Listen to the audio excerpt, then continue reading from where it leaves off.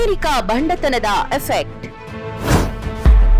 ಇರಾನ್ನಲ್ಲಿ ಮತ್ತೊಂದು ಐಸಿಸ್ ಸೃಷ್ಟಿ.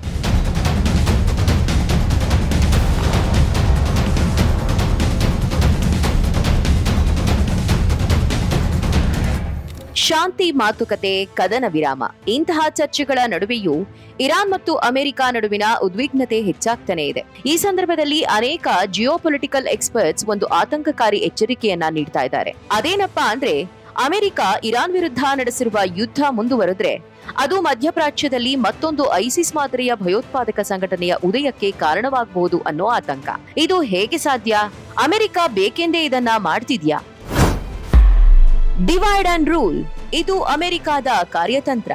ತಜ್ಞರ ಪ್ರಕಾರ ಅಮೆರಿಕದ ವಿದೇಶಾಂಗ ನೀತಿ ಯಾವಾಗಲೂ ಡಿವೈಡ್ ಅಂಡ್ ರೂಲ್ ತಂತ್ರದ ಮೇಲೆ ನಿಂತಿದೆ. ಇರಾನ್ ಅಮೆರಿಕಕ್ಕೆ ಒಂದು ದೊಡ್ಡ ಸವಾಲಾಗಿದೆ. ಇರಾನ್ನ ಇಂದಿನ ಇಸ್ಲಾಮಿಕ್ ರಿಪಬ್ಲಿಕ್ ಆಡಳಿತವನ್ನು ಪತನಗೊಳಿಸಲು ಅಮೆರಿಕಕ್ಕೆ ಸ್ಥಳೀಯವಾಗಿ ಒಂದು ಬಲಿಷ್ಠವಾದ ಸಶಸ್ತ್ರ ಗುಂಪಿನ ಅವಶ್ಯಕತೆ ಇದೆ. ಯಾವಾಗ ಒಂದು ದೇಶದಲ್ಲಿ ಯುದ್ಧದಿಂದಾಗಿ ಅರಾಜಕತೆ ಉಂಟಾಗುತ್ತದೆಯೋ ಅಲ್ಲಿ ಪವರ್ ವ್ಯಾಕ್ಯೂಮ್ ಸೃಷ್ಟಿಯಾಗುತ್ತೆ. ಆಗ ಅಲ್ಲಿ ಉಗ್ರಗಾಮಿ ಗುಂಪುಗಳು ಬೇರು ಬಿಡುತ್ತವೆ. ಅಮೆರಿಕ ಈ ಹಿಂದೆ ಇರಾಕ್ ಮತ್ತು ಸಿರಿಯಾದಲ್ಲಿ ಮಾಡಿದ ತಪ್ಪುಗಳನ್ನೇ ಇರಾನ್ನಲ್ಲೂ ಪುನರಾವರ್ತಿಸುತ್ತಿದೆ ಅನ್ನೋದು ತಜ್ಞರ ವಾದ.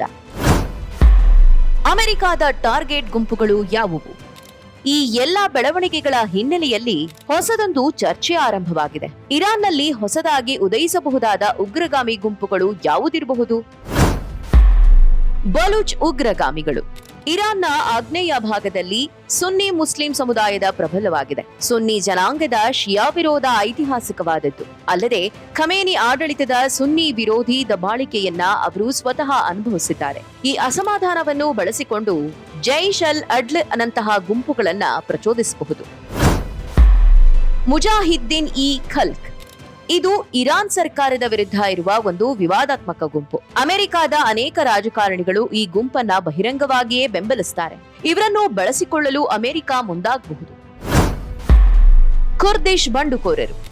ಪ್ರತ್ಯೇಕ ಸಮುದಾಯವಾದ ಕುರ್ದಿಶ್ ಜನಾಂಗಕ್ಕೆ ಪ್ರತ್ಯೇಕ ದೇಶ ಬೇಕು ಎನ್ನುವ ಕೂಗು ಹಿಂದಿನಿಂದಲೂ ಇದೆ. ಇರಾನ್ನ ಗಡಿಯಲ್ಲಿರುವ ಈ ಕುರ್ದಿಶ್ ಗುಂಪುಗಳಿಗೆ ರಹಸ್ಯವಾಗಿ ಶಸ್ತ್ರಾಸ್ತ್ರಗಳನ್ನ ಪೂರೈಸುವ ಸಾಧ್ಯತೆ ಇದೆ. ಈ ಗುಂಪುಗಳು ಧಾರ್ಮಿಕ ಅಥವಾ ಜನಾಂಗೀಯ ಸಂಘರ್ಷವನ್ನ ಸೃಷ್ಟಿಸಬಹುದು. ಇರಾನನ್ನ ಒಳಗಿನಿಂದಲೇ ಅಸ್ಥಿರಗೊಳಿಸಬಹುದು ಅನ್ನೋದು ಅಮೆರಿಕ ಲೆಕ್ಕಾಚಾರ.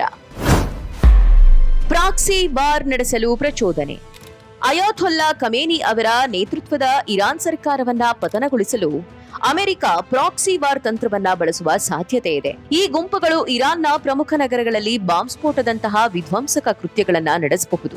ಆ ಮೂಲಕ ಸರ್ಕಾರದ ಮೇಲೆ ಜನಸಾಮಾನ್ಯರ ನಂಬಿಕೆ ಕುಸಿಯುವಂತೆ ಮಾಡಬಹುದು. ಇರಾನ್ ಸೇನೆ ಗಡಿಗಳಲ್ಲಿ ಈ ಗುಂಪುಗಳ ವಿರುದ್ಧ ಹೋರಾಡುವಂತೆ ಮಾಡುವುದು. ಆ ಮೂಲಕ ಕೇಂದ್ರ ಆಡಳಿತವನ್ನ ದುರ್ಬಲಗೊಳಿಸುವುದು. ಶಿಯಾ ಮತ್ತು ಸುನ್ನಿ ಸಂಘರ್ಷವನ್ನ ತೀವ್ರಗೊಳಿಸಿ ದೇಶವನ್ನ ಆಂತರಿಕ ಗೃಹಯುದ್ಧದತ್ತ ತಳ್ಳುವುದು. ಸಿರಿಯಾದಲ್ಲಿ ಐಸಿಸ್ ಬಲಿಷ್ಠವಾಗಿದ್ದು ಹೇಗೆ? ಚರಿತ್ರೆಯನ್ನ ನೋಡಿದ್ರೆ ನಮಗೆ ಸ್ಪಷ್ಟವಾದ ಚಿತ್ರಣ ಸಿಗುತ್ತೆ. ಸಿರಿಯಾದಲ್ಲಿ ಅಸ್ಸಾದ್ ಸರ್ಕಾರವನ್ನ ಉರುಳಿಸಲು ಅಮೆರಿಕ ಮತ್ತು ಅದರ ಮಿತ್ರ ರಾಷ್ಟ್ರಗಳು ಫ್ರೀ ಸಿರಿಯನ್ ಆರ್ಮಿ ಎಂಬ ಬಂಡುಕೋರರಿಗೆ ಹಣ ಮತ್ತು ಶಸ್ತ್ರಾಸ್ತ್ರಗಳನ್ನ ನೀಡಿದ್ವು. ಆದ್ರೆ ಈ ಶಸ್ತ್ರಾಸ್ತ್ರಗಳು ಅಂತಿಮವಾಗಿ ಅಲ್ ಖೈದಾ ಮತ್ತು ಐಸಿಸ್ ತೆಕ್ಕೆಗೆ ಬಂದವು. ಅಮೆರಿಕದಿಂದ ತರಬೇತಿ ಪಡೆದ ಬಂಡುಕೋರರು ಐಸಿಸ್ ಸ್ಥಾಪಿಸಿದ್ರು. ಇರಾಕ್ನ ಕ್ಯಾಂಪ್ ಬುಕ್ಕಾ ಎಂಬ ಜೈಲಿನಲ್ಲಿ ಅಮೆರಿಕ ಸೆರೆ ಹಿಡಿದಿದ್ದ ಉಗ್ರರು ಒಂದಾಗಿ ಐಸಿಸ್ ಸಂಘಟನೆಯನ್ನ ಕಟ್ಟಿಕೊಂಡ್ರು. ಅಂದ್ರೆ ಅಮೆರಿಕ ನೀಡಿದ ಶಸ್ತ್ರಾಸ್ತ್ರಗಳು ಮತ್ತು ಸೃಷ್ಟಿಸಿದ ಅಸ್ಥಿರತೆಯೇ ಐಸಿಸ್ ಬೆಳೆಯಲು ಗೊಬ್ಬರವಾಯಿತು. ಇದನ್ನೇ ಈಗ ಇರಾನ್ ವಿಷಯದಲ್ಲೂ ಮಾಡಲಾಗ್ತಿದೆ ಎಂಬುದು ದೊಡ್ಡ ಆತಂಕ ಜಾಗತಿಕ ತಜ್ಞರದ್ದು. ಭಯೋತ್ಪಾದನೆಯನ್ನು ಒಂದು ರಾಜಕೀಯ ಅಸ್ತ್ರವಾಗಿ ಬಳಸಿಕೊಂಡ್ರೆ ಅದು ಅಂತಿಮವಾಗಿ ಇಡೀ ಜಗತ್ತಿಗೆ ಮಾರಕವಾಗುತ್ತೆ. ಇರಾನ್ನಲ್ಲಿ ಬದಲಾವಣೆ ಬೇಕು ಅನ್ನೋದಾದ್ರೆ ಅದು ಯುದ್ಧ ಅಥವಾ ಉಗ್ರಗಾಮಿಗಳ ಮೂಲಕ ಆಗಬಾರದು. ಹಾಗಾದಲ್ಲಿ ಅದು ಮತ್ತೊಂದು ದೊಡ್ಡ ದುರಂತಕ್ಕೆ ನಾಂದಿಯಾಗಲಿದೆ ಅನ್ನೋದನ್ನ ಅಮೆರಿಕ ಅರಿಯಬೇಕಿದೆ.